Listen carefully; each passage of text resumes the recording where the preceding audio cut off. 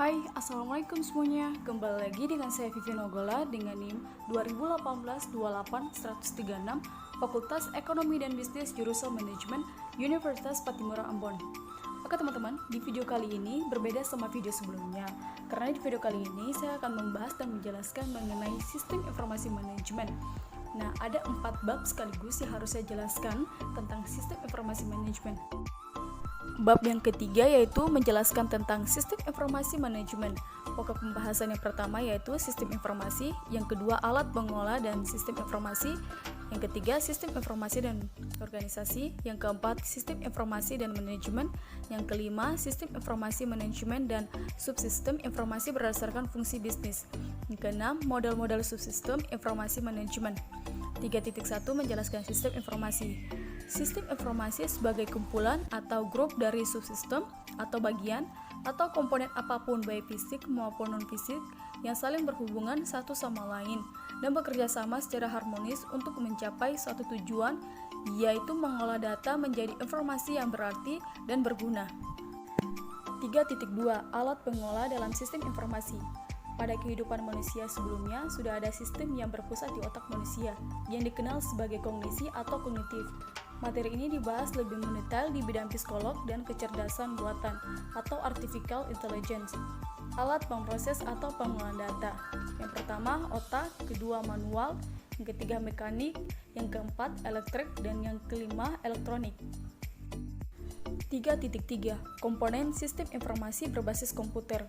Subsistem merupakan pengelompokan dari beberapa komponen yang lebih kecil. Bagaimana mereka mengelompokkan tergantung kepada interpretasi mereka. Komponen sistem sebagai berikut. Yang pertama, perangkat keras atau hardware. Yang kedua, perangkat lunak atau software. Yang ketiga, manusia atau brainware. Yang keempat, prosedur atau product. Yang kelima, basis data atau database. Yang keenam, jaringan komunikasi atau communication network. Salah satu pengelompokan lainnya antara lain, yang pertama data, yang kedua orang-orang, yang ketiga aktivitas, yang keempat jaringan, dan yang kelima teknologi. Pokok pembahasan 3.4 Sistem informasi dan organisasi. Menurut sudut pandang organisasi, komponen penting lainnya dalam suatu organisasi dapat berupa tempat bekerja atau workplace, budaya atau kultur, kekayaan atau aset, dan pengaruh di suatu organisasi. 3.5 Sistem informasi dan manajemen. Sistem informasi manajemen merupakan kumpulan dari sub-subsistem informasi yang paling berhubungan satu sama lain dan bekerja secara harmonis untuk mencapai suatu tujuan, yaitu mengolah data menjadi informasi yang diperlukan oleh manajemen dalam proses pengambilan keputusan saat melaksanakan fungsinya. 3.6 Evolusi sistem informasi. Kualitas informasi seperti dijelaskan pada bagian sebelumnya haruslah relevan, tepat waktu, akurat dan lengkap. Perubahan ini terjadi dari konsep data processing system ke sistem informasi. Manajemen adalah perubahan dalam kepentingan. Pada periode-periode selanjutnya, bersamaan dengan meningkatnya kemampuan komputer dan kebutuhan para manajer, maka berkembang pula konsep-konsep lainnya di samping konsep sistem informasi manajemen. Pokok pembahasan 3.7 Subsistem informasi secara organisasi. Sistem informasi manajemen merupakan sistem informasi bagi manajemen organisasi secara keseluruhan.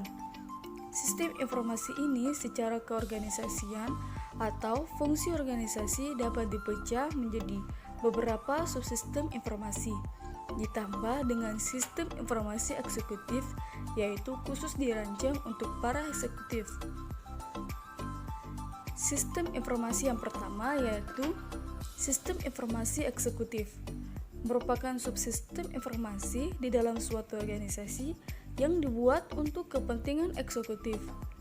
Yang kedua, sistem informasi pemasaran, merupakan bagian dari sistem informasi manajemen yang diperlukan dalam memecahkan masalah pemasaran perusahaan.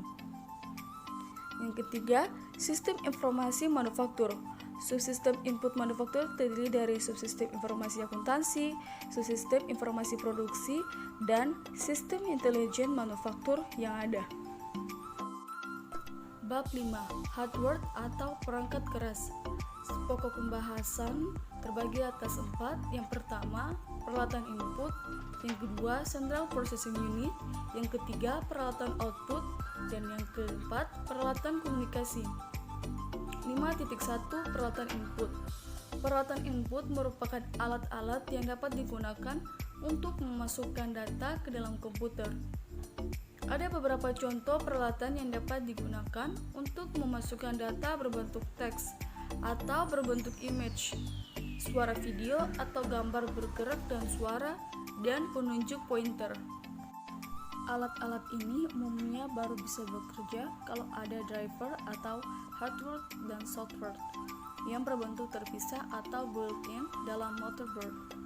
Beberapa peralatan input antara lain keyboard yang biasa digunakan untuk memasukkan data dalam bentuk teks. Yang kedua, mouse merupakan alat yang dapat digunakan sebagai pointer. Yang ketiga, kamera video yang digunakan untuk menyimpan data gambar yang dapat bergerak juga dan bersuara. Yang keempat, scanner merupakan alat yang dapat digunakan untuk memasukkan data ke dalam bentuk image. Yang kelima, kamera digital merupakan alat yang dapat digunakan untuk menyimpan data gambar. Yang keenam, optical code recognition, peralatan yang digunakan untuk membaca berkode. 5.2 Central Processing Unit dan Memory. CPU yang selama ini mungkin dikenal oleh Anda adalah berbentuk kotak segi 4. Pandangan Anda bisa dibenarkan beberapa belas tahun yang lalu. Tapi untuk saat ini, berkat perkembangan teknologi, pandangan Anda tersebut kurang tepat karena pada saat ini benda berbentuk kotak tersebut hanyalah merupakan box dari CPU. Nah, di sini ada beberapa komponen-komponen dalam CPU, yaitu hard disk, floppy disk, CD-ROM, expansion slot, device controller, komponen lainnya seperti fan, baterai, dan konektor. Dan yang terakhir, power supply. Prosesor atau CPU. Prosesor atau CPU merupakan jantungnya sistem komputer.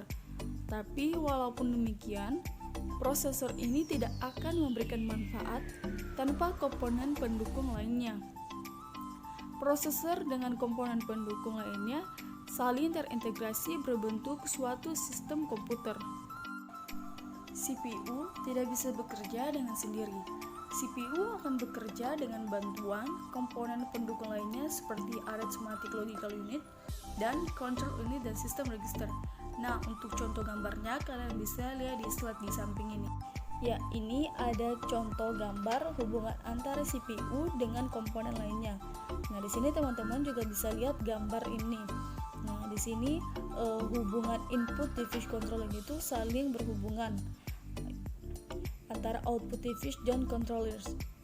Arithmetic and logical unit atau ALU. ALU merupakan bagian dari CPU yang melaksanakan operasi logika sesuai instruksi program. Control unit merupakan bagian dari CPU yang berfungsi mengatur dan mengendalikan semua peralatan yang ada pada sistem komputer. Nah, di sini juga ada tugas control unit. Yang pertama, mengatur dan mengendalikan baik alat input maupun alat output. Yang kedua, mengambil instruksi-instruksi dari main memory. Yang ketiga, mengambil data dari yang akan diproses dari main memory. Yang keempat, mengirim instruksi ke ALU bila ada perhitungan matematika atau logika serta mengawasi kerjanya ALU. Dan yang terakhir, menyimpan hasil pemrosesan ke main memory. Nah, di sini juga mengatakan bahwa kebanyakan chip yang berfungsi sebagai RAM sifatnya volatile, yaitu hanya dapat menyimpan data selama komputer dinyalakan. Pokok pembahasan 5.3 Peralatan output atau output device. Peralatan output merupakan peralatan-peralatan yang digunakan untuk mengeluarkan informasi hasil pengolahan data. Nah, di sini ada macam-macam peralatan output yang biasa digunakan.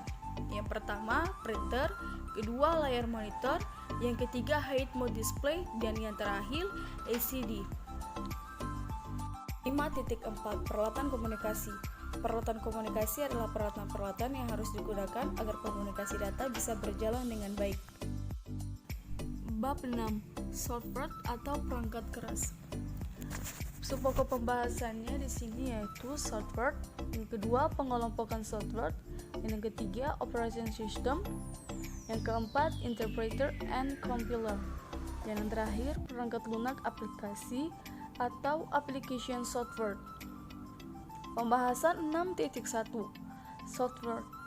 Software adalah kumpulan dari program-program yang digunakan untuk menjalankan aplikasi tertentu pada komputer. Nah, berikut ini di samping adalah pengelompokan software. Oke, teman-teman bisa lihat gambar di samping ini. Ini adalah pengelompokan dari software.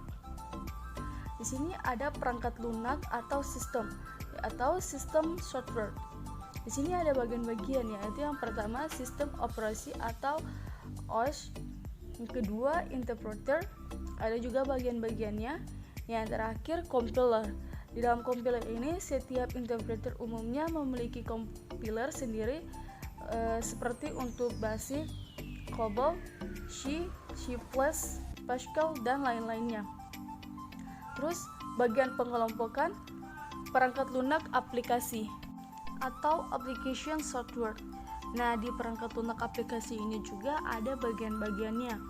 Yang pertama, sistem informasi akuntansi, yang kedua, word processing, yang ketiga, desktop publishing, yang keempat, spreadsheet, yang kelima, presentasi, yang keenam, workgroup, yang ketujuh, statistik, yang ke-8, komunikasi, dan yang 9, browser, yang ke-10, insert atau alter tool, yang ke-11, email, yang ke-12, audit, dan yang terakhir, utility. Nah, di bagian-bagian yang tadi saya sebut itu juga ada bagian-bagiannya juga. 6.2. Perangkat lunak sistem atau sistem software. Perangkat lunak merupakan kumpulan dari perangkat lunak yang digunakan untuk mengendalikan sistem komputer yang meliputi sistem operasi atau operation system, interpreter, dan compiler. Operator sistem berfungsi untuk mengendalikan hubungan antara komponen-komponen yang harus terpasang dalam sistem komputer. Nah, di sini ada beberapa fungsi sistem operasi. Yang pertama, menjalankan komputer saat komputer dinyalakan. Yang kedua, menjalankan program aplikasi. Ketiga, menjalankan program utility. Yang keempat, mengelola file. Yang terakhir, menyalakan mode batch atau menumpuk data sebelum diolah. Memberi layanan percetakan data di layar dan printer serta menyimpan data di file. Sistem operasi multitasking dan multi-user. Multitasking adalah sistem operasi yang biasa melayani beberapa program komputer yang tersimpan pada memori untuk menjalankan aplikasi tertentu pada saat yang bersamaan.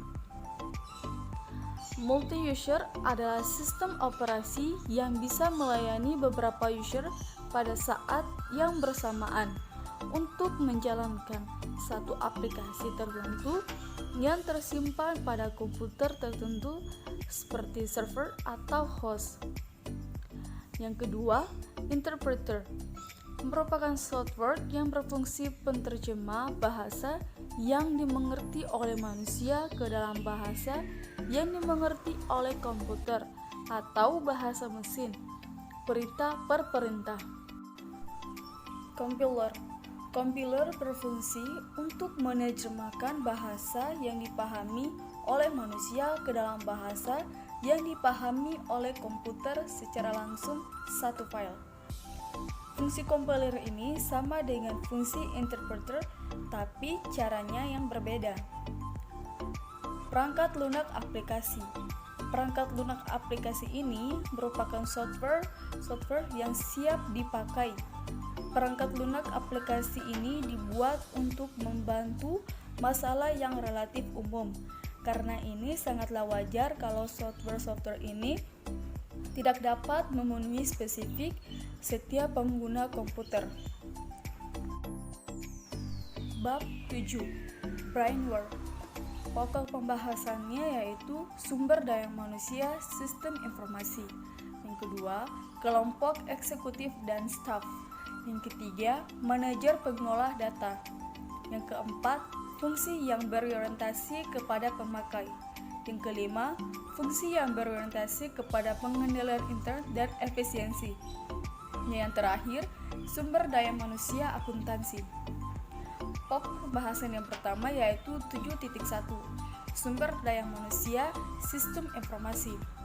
Sumber daya manusia atau SDM atau SI atau sistem informasi manajemen merupakan sumber daya terlibat pembuatan sistem informasi, pengumpulan dan pengolahan data, pendistribusian dan pemanfaatan informasi yang dihasilkan oleh sistem informasi tersebut. Pemilik suatu sistem informasi. Para pemilik sistem informasi tersebut merupakan sponsor terhadap dikembangkannya sistem informasi. Pemilik sistem informasi cenderung berpikir sangat general, tidak peduli, dan tidak detail. Pemilik sistem informasi merupakan pihak yang paling tidak peduli dengan teknologi apa yang digunakan. Pemakai sistem informasi. Para pemakai sistem informasi merupakan orang-orang yang akan menggunakan sistem informasi yang telah dikembangkan oleh para pemakai sistem informasi. Pemakai sistem informasi menentukan, yang pertama, masalah yang harus dipecahkan, yang kedua, kesempatan yang harus diambil, yang ketiga, kebutuhan yang harus dipenuhi, yang keempat, batasan-batasan bisnis yang harus termuat dalam sistem informasi tersebut. Pokok pembahasan 7.2. Kelompok eksekutif staf. Para eksekutif bertanggung jawab terhadap perencanaan dan pengendalian organisasi untuk jangka panjang di dalam sistem informasi. Seperti halnya manajer tingkat menengah, manajer eksekutif dalam mensponsori sistem informasi bertindak sebagai pemilik sistem. Pokok pembahasan 7.3. Manajer komunikasi data. Manajer komunikasi data bertanggung jawab dalam menjamin bahwa fasilitas komunikasi yang ada siap melayani kebutuhan organisasi untuk transformasi data baik secara internal maupun eksternal. Manajer komunikasi harus memiliki keahlian teknis dan profesional. Pokok pembahasan 7.4. Fungsi yang berorientasi kepada pemakai. Manajer pengembangan sistem informasi manajemen yang mengembangkan software aplikasi akuntansi memiliki tanggung jawab dalam mengembangkan dan pemeliharaan program-program aplikasi. Prioritas utamanya adalah melakukan upaya pengembangan yang direncanakan atau dibangun oleh manajemen tingkat atas, seperti manajer proyek sistem informasi, analisis sistem informasi bisnis, programmer aplikasi, programmer pemeliharaan. Pokok pembahasan 7.5. Pengendalian intern dan efisiensi. Bertanggung jawab dalam mengamankan harta kekayaan perusahaan melalui berbagai macam cara. Nah, di bagian-bagian pengendalian internal efisiensi ini juga pun terbagi atas manajer operasi, kepala pengendalian produksi, kepala operator, dan yang terakhir, manajer sistem. 7.6. Pokok pembahasan sumber daya manusia bagian akuntansi. Sumber daya manusia bagian akuntansi dalam suatu perusahaan yang besar meliputi fungsi-fungsi manajerial keuangan dan akuntansi biaya. Nah, struktur dari fungsi-fungsi ini relatif bervariasi tergantung kepada faktor-faktor yang digunakan, bentuk produksi jasa yang diberikan, pengelola keuangan dan tanggung jawabnya. Nah, di sini ada tugas-tugas yang dilakukan oleh sumber daya manusia dalam bagian akuntansi. Yang pertama, mengolah utang perusahaan. Yang kedua, mengolah investasi perusahaan. Yang ketiga, mengolah mata uang asing. Yang keempat, mengolah arus kas. Yang kelima, mengolah saham perusahaan. Yang keenam, mengolah program asuransi. Yang ketujuh, mengapply staf bagian keuangan. Yang kedelapan, menandai kebutuhan jangka panjang dan pendek. Dan yang terakhir, merencanakan kebutuhan keuangan perusahaan yang ada. Oke teman-teman, itu dia tadi materi tentang sistem informasi manajemen. Semoga materi yang telah saya bahas ini bisa bermanfaat untuk kalian semua. Bagi yang nonton video ini, jangan lupa untuk like, komen, dan subscribe channel di bawah ini ya. Saya Vivi Nogola, pamit undur diri. Wassalamualaikum warahmatullahi wabarakatuh.